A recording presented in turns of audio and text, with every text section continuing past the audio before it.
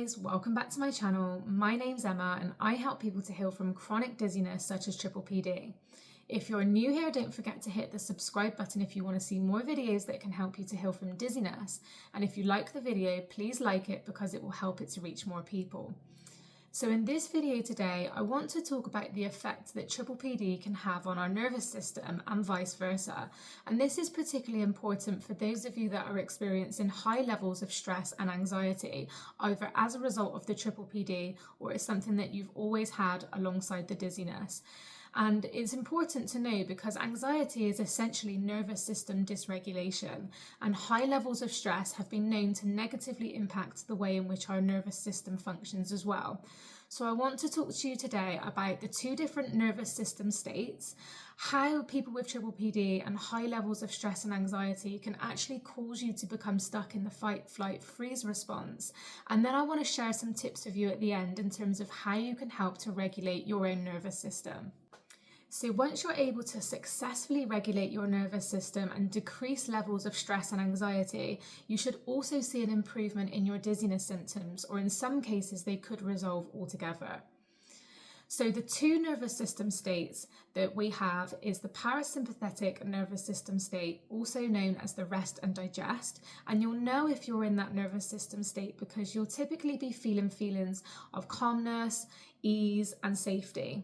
We also have the sympathetic nervous system state, also known as the fight, flight, freeze response. And that is when you might be feeling heart palpitations or racing heart, racing thoughts, anxious, stressed, overwhelmed, irritable, butterflies in your stomach, and you generally be feeling quite unsafe. Now, a healthy nervous system should be able to seamlessly move from a rest and digest nervous system state to a fight, flight, freeze response and back again. And it should be able to do that very easily as many times as it needs to throughout the day. Now, what can happen with people that have chronic levels of stress and anxiety is because you're typically viewing the world as a very unsafe place, your nervous system can become attuned to be more defensive. And what that means is that your nervous system will actually spend more time in the fight, flight, freeze response as a default, and you'll find it much more difficult to be able to calm down. Now, this is just your nervous system doing exactly what it's designed to do. It's your survival response kicking in, and it's your body doing what it needs to do in order to keep you safe. Your nervous system doesn't know that you're experiencing chronic dizziness symptoms and that that's causing a lot of the anxiety and stress. Now, the good news is that this is actually reversible. So if you can work on regulating your nervous system and calming yourself down, reducing symptoms of stress and anxiety, your nervous system can then switch over again to become more in the calm and rest and digest state again, which is obviously where we want to be. It's where we feel safe and it's where we feel comfortable. But most importantly, it means that you should then be experiencing less dizziness symptoms because stress and anxiety make dizziness worse.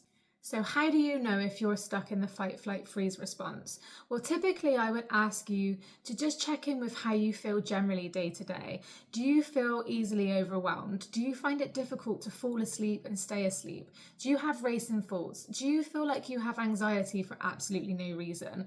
I know that I definitely was in that situation because I woke up most mornings with high levels of anxiety and I just couldn't understand why, because I just had a full night's sleep and I had no idea what I was supposed to be afraid of.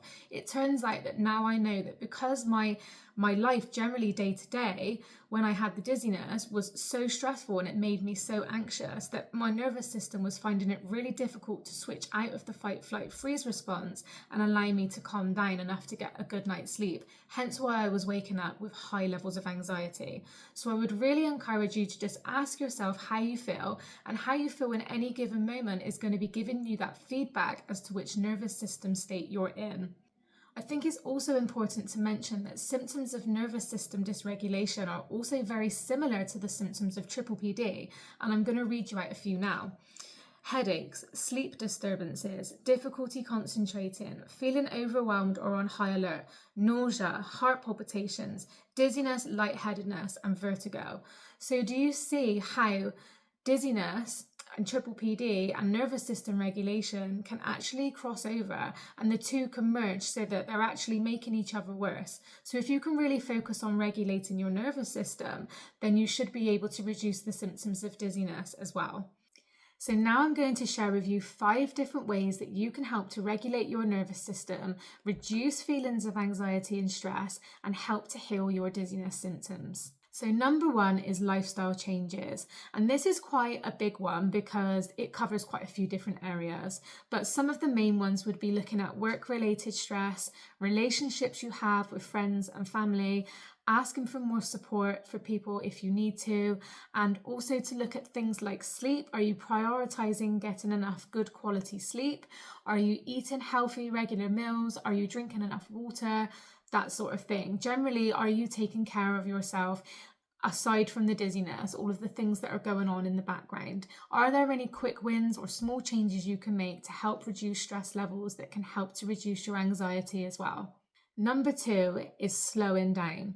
I would really encourage you to do something every single day at a really slow pace. When we do things slowly, our nervous systems receive a message of safety, and that is really good for helping us to move back into that rest and digest parasympathetic nervous system state. So lots of us are busy people. We spend a lot of the day rushing around. That only further increases feelings of stress. It can make us feel more anxious. So by doing the opposite of that and being able to slow down can help our nervous systems to regulate. Number 3 is tapping. Now I have a video on my channel, which I'll link at the end, where I talk you through a tapping routine that I used to do to help with my symptoms of stress and anxiety. But essentially it just involves tapping on this area of your chest here. And this again helps you to regulate in the moment and to calm yourself down. You could also do something called EFT, which is the emotional freedom technique, and that has been proven to downregulate the stress response in your body, which can help you again to regulate your nervous system. Number 4 is being able to regulate in the moment when you're feeling triggered. And this is such a big one because so many people experience an increase in dizziness symptoms when they're in certain situations. And the important thing is to be able to be mindful and accept those feelings when we're in those situations to help our nervous system to calm down. So quite often people avoid certain situations, or once they feel uncomfortable, they try to run away from them or they try to escape them. Whereas actually what we should be doing is using mindfulness to be able to sit with those difficult feelings when we're in those environments that feel triggering to us, and that will help to deliver a message of safety back to the brain and help us to calm down. So things that you can do to help you to regulate in the moment include things like deep breathing. And a top tip for doing deep breathing is to make sure that your exhale is longer than your inhale, as that actually is what slows your heart rate down. And when your heart rate slows down, that will send a message of safety back to your nervous system. You can also do something called somatic tracking, and that is where you essentially sit down and you become aware of the symptoms and the sensations you're experiencing in your body, but you try to take a non-judgmental approach to them. So they're not good, they're not bad, they just are, and you just sit back and you just witness the sensations in your body. You can use something like deep breathing at the same time to help try and calm yourself down, but essentially that is how you can move through those feelings of difficulty and to help to regulate your nervous system. By sitting with the feelings, you're actually retraining your body that these feelings are actually safe. And number 5 is exercise. Exercise has been widely researched and is widely known as being an amazing tool to use for anxiety and stress. It significantly reduces the feelings of stress and anxiety in the body and helps us to regulate our nervous system, as well as lots of other positive effects, such as lifting our mood, making us feel like we have more energy, helping us to sleep, helping us to feel our best version of ourselves. So aerobic exercise is the best form of exercise that you can do, but please don't feel like you need to be going out and doing way too much than what you're actually capable of doing. Something really easy and gentle, like a 10-minute walk every single day, is absolutely fine if that's where you're at the moment. If you can do more, that's great, but don't feel like you need to push yourself to do more than that. But just 10 minutes each day of regular aerobic exercise, such as walking. You could also do stretching or breathing exercises, and that will also have positive effects on your nervous system as well. So I hope you find that video helpful today, guys. I hope you learned about the difference between the parasympathetic nervous system state and the sympathetic nervous system state, and how high levels of stress and anxiety can cause us to become stuck in the fight, flight, freeze response. I also hope that the tips I've shared with you today can help you to begin your journey of regulating your nervous system and helping you to improve your dizziness symptoms. What else do you do to regulate your nervous system? Do you have a go-to exercise or practice that helps you? Please feel free to share that with me in the comments. I would love to hear from you. But until next time, I will see you in the next video, and it's bye for now.